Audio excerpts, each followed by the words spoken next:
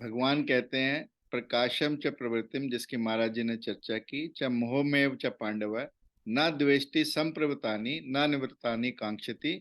और आगे कहते हैं उदासीनवत आसीनो गुणै या च न विचल्यते गुणा वर्तन्ते इत्येवं या अवतिष्ठति न इंगते।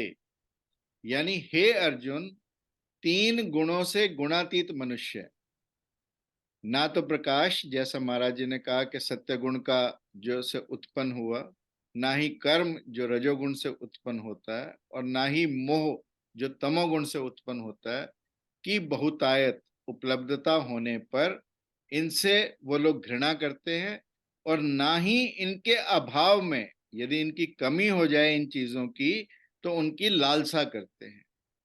वे गुण की प्रकृति में तटस्थ रहते हैं, उदासीनवत आसीनो, यानी उदासीनता की तरह, यानी तटस्थता अपनी बनाए रखते हैं।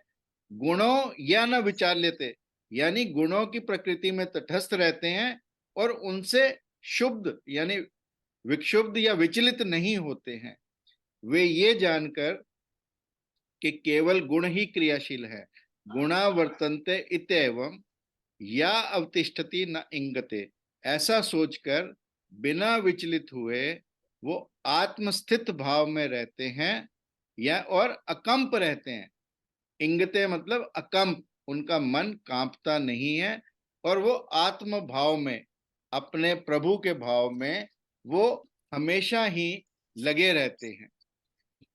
अब जो त्रिगुण है, अब फिर हो सकता है मेरे मतभेद हो रहे हैं थोड़े लोगों के साथ, परंतु साइंटिफिक रिसर्च ये कहती है कि मनुष्य के जो केमिकल और हार्मोनल चेंजेस हैं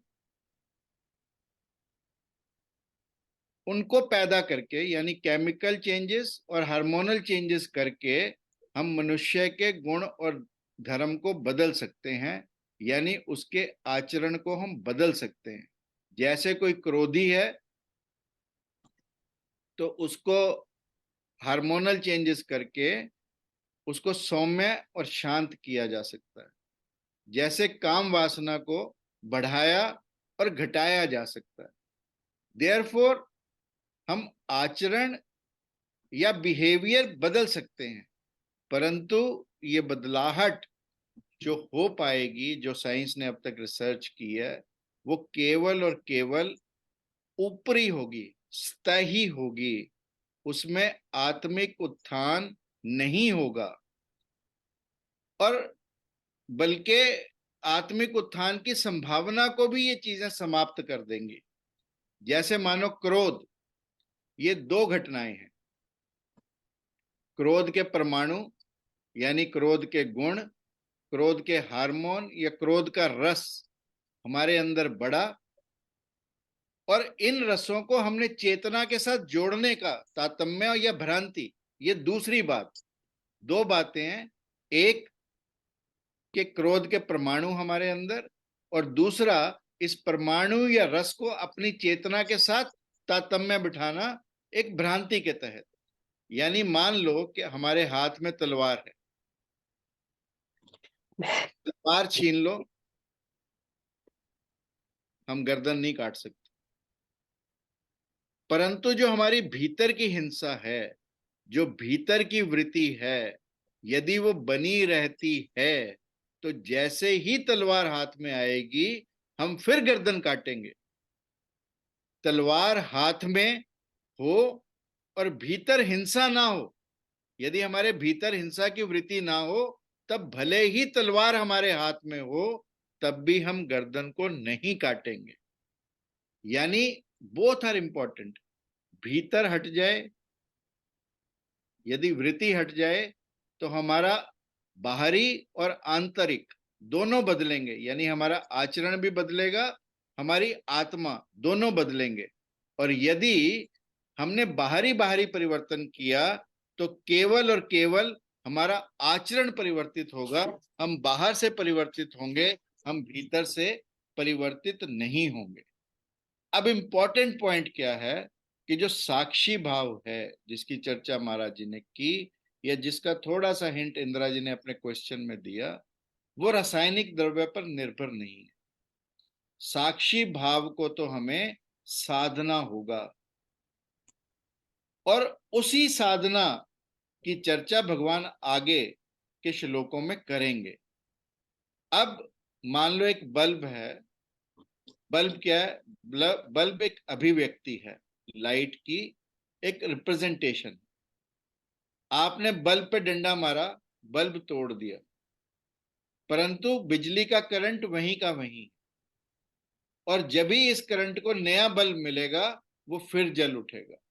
सो this is the difference we have to understand, कि एक घटना आंतरिक है, एक घटना बाह्य है, और वास्तविक परिवर्तन जो है वो आंतरिक परिवर्तन है, वो चेतना का परिवर्तन है, वो शरीर का परिवर्तन नहीं है। पहली बात कि साक्षी भाव साधना से आएगा, ध्यान से आएगा, हमारे होश से आएगा। साक्षी भाव तप से आएगा, परंतु साक्षी भाव को हमें साधना होगा। वो किसी भी रासायनिक परिवर्तन से, किसी भी केमिकल चेंजेस से, किसी भी हार्मोनल चेंजेस से, किसी भी गुणों के चेंजेस से, किसी भी रस के चेंजेस से हम परिवर्तित नहीं कर सकते। अब गुणातीत होने की आवश्यकता क्या है? लोग कहते हैं सात्विक जब मैं हूं तो मैं सत्व के पार क्यों जाऊं? गुणातीत होने की आखिरकार आवश्यकता क्या है? तो यदि मैं इसको समझाने का प्रयास करूं, तो जब मैं मैनचेस्टर गया इंदु जी के घर, तो पीछे इनके ड्राइंग रूम से लगती एक लॉबी है, शीशे की, ग्लास हाउस है, बड़ा सुंदर सा। अब जब आप ड्राइंग रूम में होते हो तो आपको यह एहसास नहीं हो पाता कि वो glass house is a part of it और इट इज आउटसाइड इट। ऐसे ही आप इमेजिन करो कि आपके घर के शीशे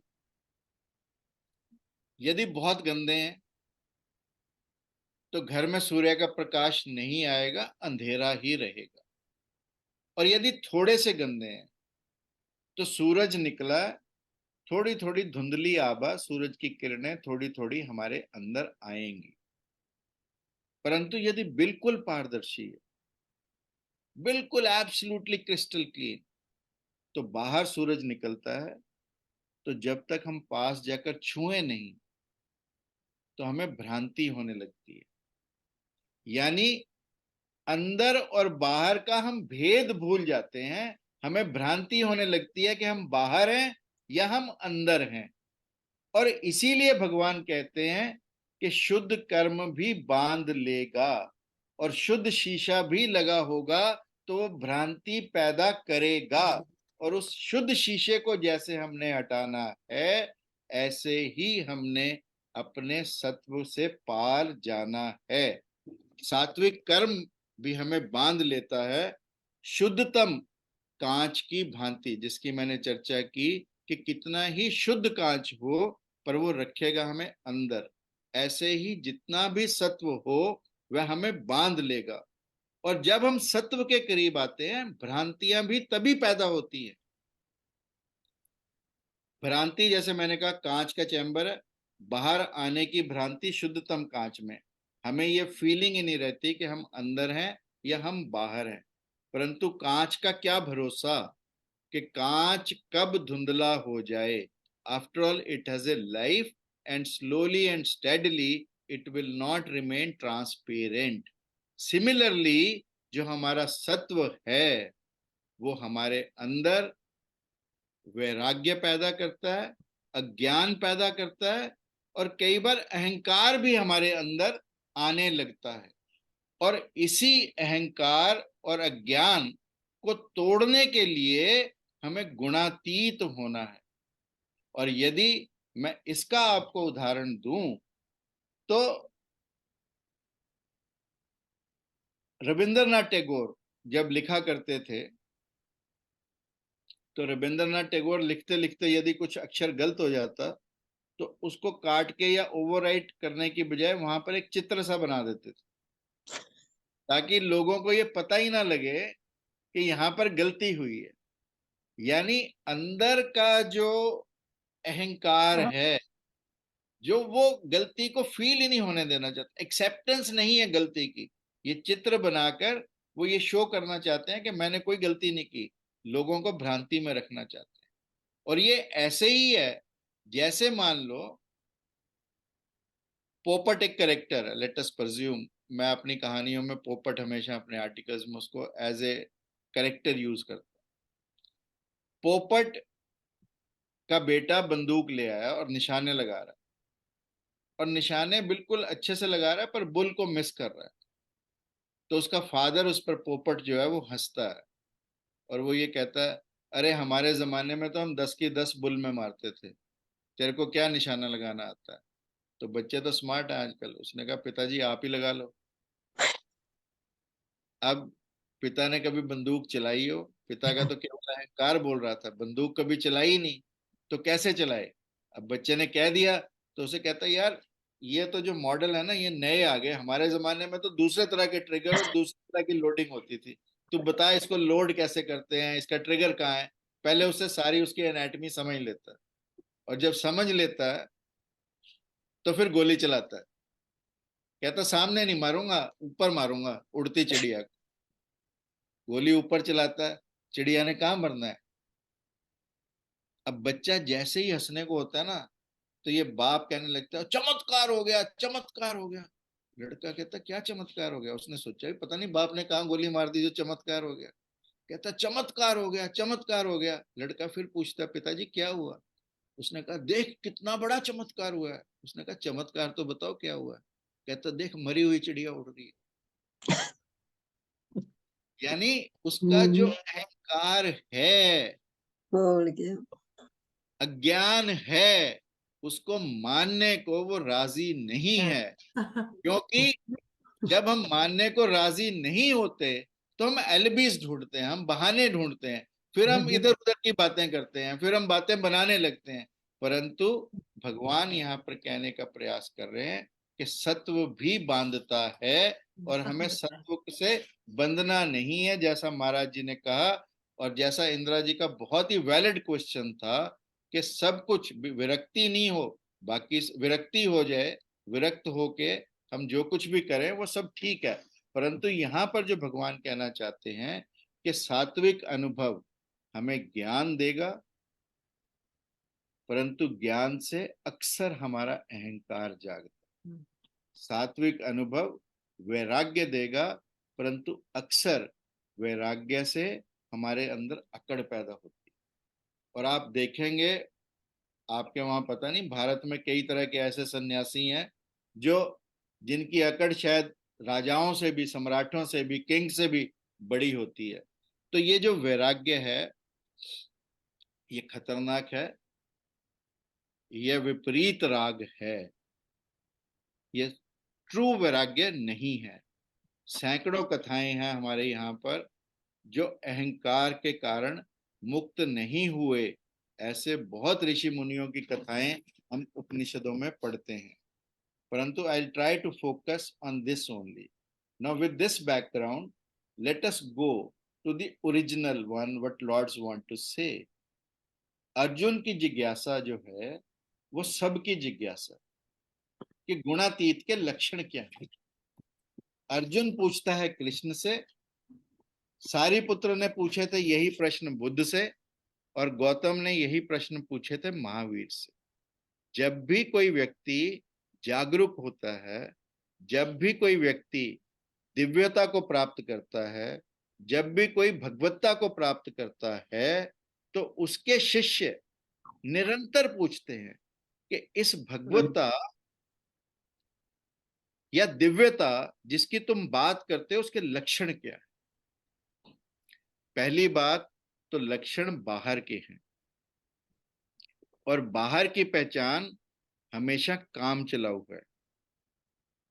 वो गुणातीत के लक्षण, दो गुणातीत के लक्षण कभी भी एक जैसे नहीं होंगे। महावीर का गुणातीत दिगंबर है। महावीर को जो गुणातीत मानते हैं वो कृष्ण को गुणातीत मान ही नहीं सकते, और जो कृष्ण को गुणातीत मानते हैं वो किसी दूसरे को नहीं मान सकते। बुद्ध को गुणातीत मानने वाले जैसा बुद्ध थे वैसा ही गुणातीत के लक्षणों को मानेंगे, वो किसी और को नहीं मानेंगे। कबीर को वाराणसी के ब्राह्मणों ने बिल्कुल भी नहीं माना। कबीर को ना ब्राह्मणों ने माना ना मौलवियों ने माना। और कबीर तो ऐसे थे कि वाराणसी में कहते हैं काशी में जो अपने प्राण छोड़ता है मुक्ति उसको प्राप्त होती है। तो कबीर अपने अंतिम दिनों में मगहर चले गए, जो वाराणसी से थोड़ी ही दूरी पर है, और कहते हैं कि मगर में जो मरता है वो नरक में जाता है। तो कबीर ने कहा कि मगर चलकर प्राण त्यागेंगे। सबने कहा कि मगर से मरा व्यक्ति नरक में जाता है। तो कबीर ने कहा कि यदि काशी में प्राण त्यागे और स्वर्ग में गए तो ये काशी का पुरुषार्थ है, और मगर में प्राण त्यागे और फिर नरक की बजाय स्वर्ग गए, ये हमारा पुरुषार्थ। इसलिए गुणातीत के लक्षण, दो गुणातीत के लक्षण एक से नहीं हो सकते। गुणातीत, जैसा पहले भी मैंने चर्चा की, ये भीतर की बात है।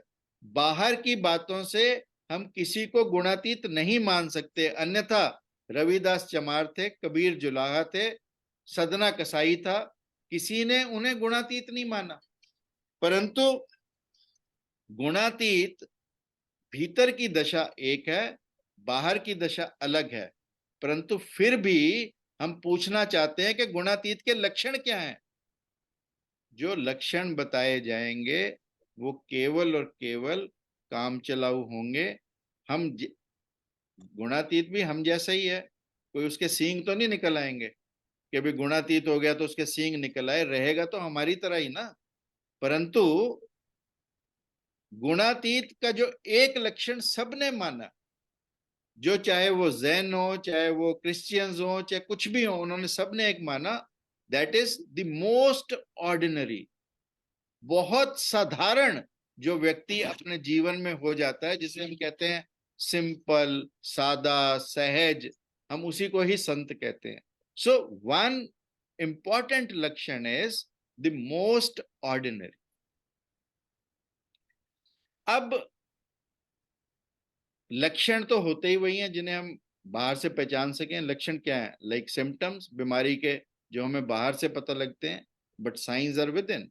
सो ऐसे ही समी पहला खतरा तो गुणातीत को पहचानने का ये है कि सभी धर्मों के लक्षण, जैसा मैंने कहा, अलग अलग हैं। सभी महापुरुषों के, गुणातीत व्यक्तियों के लक्षण अलग अलग हैं। किसी ने किसी मार्ग से गुणातीत हुआ, कोई दूसरे मार्ग से हुआ, कोई तीसरे से हुआ, तो डेफिनेटली उनका जो गुणातीत होने के लक्षण होंगे वो अलग अलग होंगे। लक्षण, दूसरा खतरा इसमें क्या है कि लक्षण कुछ लोगों ने आरोपित भी कर लिए, और उस आरोपित की वजह से हम सबके अंदर भ्रांतियां पैदा होने लगी। सूडो, जिसे हम कहते हैं सूडो लक्षण, सूडो सिम्टम्स, ये लोगों ने क्रिएट किए। जैसे मैं आपको छोटे छोटे दो उदाहरण दूं कि महावीर के भिक्षु जब जाते थे तो वो उनको, अपने भिक्षुओं को ये कहते थे कि कुछ लक्षण रख लेना जहां से भिक्षा लेनी है। वो लक्षण, जो लक्षण क्या, जो सुबह का भाव आए वो लक्षण। और वो सुबह का भाव क्या आया एक दिन, कि एक गांव है, घर है, घर के बाहर बैलगाड़ी खड़ी है, बैलगाड़ी में गुड़ पड़ा है और गुड़ के ऊपर बैल सींग मार रहा है, उस घर से तुमने भिक्षा लेनी। अब ये कॉम्प्लिकेट होने लगा तो लोगों ने सिंपल माना। तो अगर आप आज जैन भिक्षुओं को देखेंगे तो वो एक लक्षण अपना लगा लेते हैं घर के बाहर, कि जिसके घर के बाहर तुलसी लगी हो, तो जो उनके अनुयायी हैं 15-20, वो 15-20 जने अपने घरों के बाहर तुलसी रख लेते हैं, तो वो सब घरों से थोड़ा थोड़ा लेने लगते हैं। यानी ये आरोपण की, ये सूडो लक्षणों की श्रृंखला जो शुरू हुई, उसने अल्टीमेटली हमारे अंदर कुरीतियां पैदा करनी शुरू की। जैसे मान लो बुद्ध ने अपने भिक्षुओं के लिए कहा कि जो भिक्षा मिले उसे खा लेना, फेंकना मत। अब एक बौद्ध भिक्षु के कटोरे में ऊपर से कौवा जाता हुआ मांस डाल गया। अब उसने पूछा बुद्ध से कि मैं इस मांस को खाऊं या ना खाऊं। तो बुद्ध ने कहा खा ले, क्योंकि खा लेने में सुविधा है कि रोज रोज तो कौवा गिराने से ला। परंतु यदि बुद्ध ये कह देते कि तू फेंक दे, तो एक नियम और बनाना पड़ता कि जिसका मन करता वो खा लेता, जिसका मन करता वो फेंक देता। यानी लक्षणों को, पहली बात तो जैसा मैंने कहा धर्मों ने अलग अलग बताया। दूसरा खतरा ये है कि कुछ लोगों ने लक्षण आरोपित करने शुरू किए, सूडो लक्षण हमारे समाज में दिखाई देने लगे, जिसकी वजह से हम सही धर्म को नहीं पकड़ पाए, बल्कि नीति धर्म पर हावी होने लगे। सत्व गुण के कार्य रूप प्रकाश को, जैसा भगवान ने कहा, रजोगुण के कार्य रूप प्रवृत्ति को, और तमोगुण के प्रवृत्त या कार्य रूप मोह को भी ना तो प्रवृत्त होकर बुरा माने और ना निवृत्त होने पर उनकी आकांक्षा करे। जैसा महाराज जी ने कहा, this is very very important and it is so very important to understand this. ना राग से दुखी, ना वैराग्य से सुखी। गुण जो भी करवाए, क्रोध आया हिंसा को चले। अब प्रश्न ये है जो महत्वपूर्ण है कि आप क्रोध का सुख ले रहे हैं या आप क्रोध के साक्षी हैं। यहां प्रश्न महत्वपूर्ण है कि क्रोध आया, आप हिंसा को चले। प्रश्न ये है कि आप क्रोध का सुख ले रहे हैं, क्रोध में रस ले रहे हैं, या केवल क्रोध के साक्षी हैं। यदि आप साक्षी हैं तो क्रोध निर्जीव हो जाएगा, उसका सारा करंट, उसकी सारी ऊर्जा, उसकी सारी पावर बिल्कुल जीरो हो जाएगी। और यदि मान लो जैसे भगवान कृष्ण के बारे में कहते हैं, युद्ध में होकर भी युद्ध में नहीं खड़े, क्योंकि ये बात भीतरी है। प्रश्न अब ये उठता है कि हम कैसे माने साक्षी। हमें क्या पता कि प्रवृत्ति में रस ले रहे हैं या साक्षी भाव में है। इस बात को हम कैसे आइडेंटिफाई करेंगे कि व्यक्ति रस ले रहा है प्रवृत्ति में या एक्चुअली वो साक्षी भाव में। लक्षण दूसरों पर नहीं, अपने ऊपर लगाओ, तो सारा का सारा मैटर जितना भी हमने डिस्कस किया वो क्लियर हो जाता है कि हम लक्षण दूसरों पर लगाने की बजाय, उसको उस तुला पर तोलने की बजाय अपने आप को उन लक्षणों पर तोलें। और यदि हम ऐसा कर पाए तो निश्चित रूप से हम इस बात का जो गीता में कही गई है उसका अपने जीवन में लाभ उठा सकते हैं। एक छोटी सी कहानी कहूंगा और फिर अपनी बात को समाप्त करूंगा। बिंबसार आपने सुना होगा, एक बहुत बड़ा सम्राट था। उसका एक साथी था राजा प्रसेनजीत। वो महावीर का अनुयायी हो गया और वो भी दिगंबर हो गया। अब बिंबसार ने एक बार महावीर से मिलने की इच्छा जताई, और जब वो महावीर से मिलने के लिए चले तो रास्ते में, महावीर से पहुंचने से पहले रास्ते में देखते हैं कि प्रसन्नजीत बड़े ही शांत भाव में एक पहाड़ पर खड़ा है। बिंबसार को लगा कि तू राजा होके भी अशांत, और प्रसेनजीत सारा राजपाट छोड़ के इतने शांत भाव में, बिल्कुल निश्चिंतता में खड़ा है, पूरी सौम्यता में खड़ा। ऐसा शांत व्यक्ति देखने को नहीं मिला। और अब बिंबसार के अंदर भी ईर्ष्या जागी कि तू तो अब तक अज्ञान में भटकता रहा, तू तो अब तक रजस में घूमता रहा, तू क्यों नहीं सत्व में चला गया। तो महावीर के पास जाता है और कहता है, एक प्रश्न पूछता जाते कि प्रसेनजीत जिस स्थिति में अब है, तो उसे कौन सा लोक प्राप्त होगा मृत्यु के बाद। यदि अभी मृत्यु को प्राप्त हो जाए तो उसे कौन सा लोक प्राप्त होगा।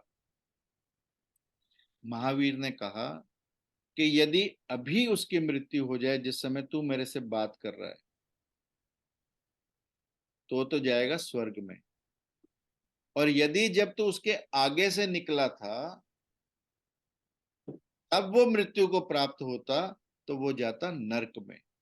तो बिंबसार ने कहा कि मुझे तो बिल्कुल सौम्य शांत लगा। उसने कहा नहीं, तेरे आने से पहले तेरा वजीर, तेरी सेना, तेरे इतने लोग निकले उसके आगे से, और तेरा वजीर तो बिल्कुल पहाड़ पे चढ़ गया उसके पास सामने जाकर, और तेरे को हिलाकर, प्रसेनजीत को हिलाकर तेरे वजीर ने कहा कि देखो कैसा बुद्धू है, राजपाट छोड़ाया, बच्चा नाबालिग है, वजीर इसके मजा ले रहे हैं, इसका धन लूट रहे हैं, और ये बना यहाँ महात्मा खड़ा सारा राजपाट लुटवा रहा है। तो जब वजीर ने ऐसा कहा तो प्रसेनजीत ने तुरंत उसके अंदर भाव जागा कि इस वजीर का तो अभी कत्ल कर दो। जब तू निकलकर इतने में मेरे तक पहुंचा, इतने में उसने, जब उसके अंदर ये भाव जागा तो उसने अपने सिर का ताज संभाला। जैसे ही उसने ताज संभाला, देखा तो सिर तो घुटा हुआ है। तो उसने कहा कि सिर तो, ये तो तू तो साधु बना हुआ है, तेरे को कहाँ से ये दोबारा जागा।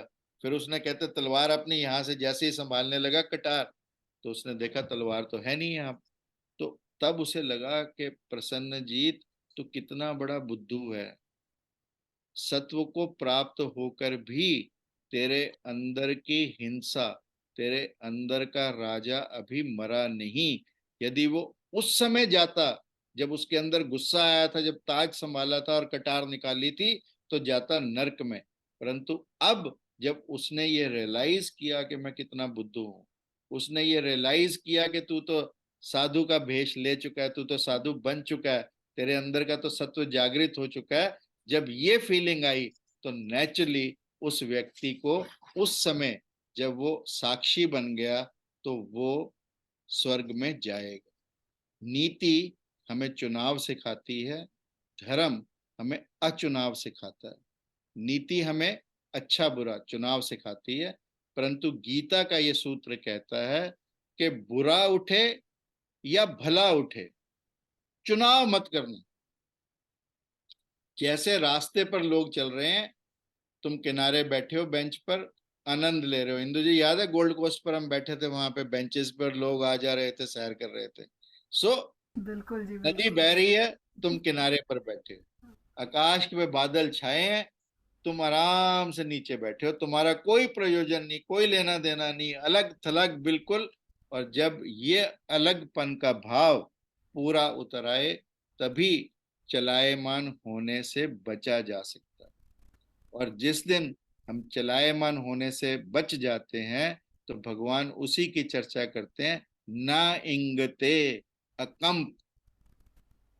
सिकंदर जब भारत आया तो उसके गुरु डायजनीज ने कहा कि तीन चीजें लेकर आना। एक तो कोई सच्चा साधु, एक ऋग्वेद की ओरिजिनल कॉपी ऑफ ऋग्वेद, और एक सच्चा साधु, और तीसरा कि मैंने सुना वहां कोई अमृत का झरना है, तो एक अमृत का कलश ले आना। मैं दो बातों की चर्चा नहीं करूंगा, पर साधु वाली बात की चर्चा करूंगा कि साधु को, एक सच्चे साधु को ले आना। जब सिकंदर भारत पहुंचा, उसने अपनी सारी फौजें लगा दी कि गुरु की आज्ञा है, एक साधु को लेकर चलना है। उन्होंने अनेक साधुओं को टेस्ट किया, परंतु कोई भी उनकी कसौटी पर नहीं उतरा। अंततः उन्हें एक साधु मिला और वो उसको पकड़कर सिकंदर के पास ले आए। सिकंदर ने उसे कहा कि तू मेरे साथ चल।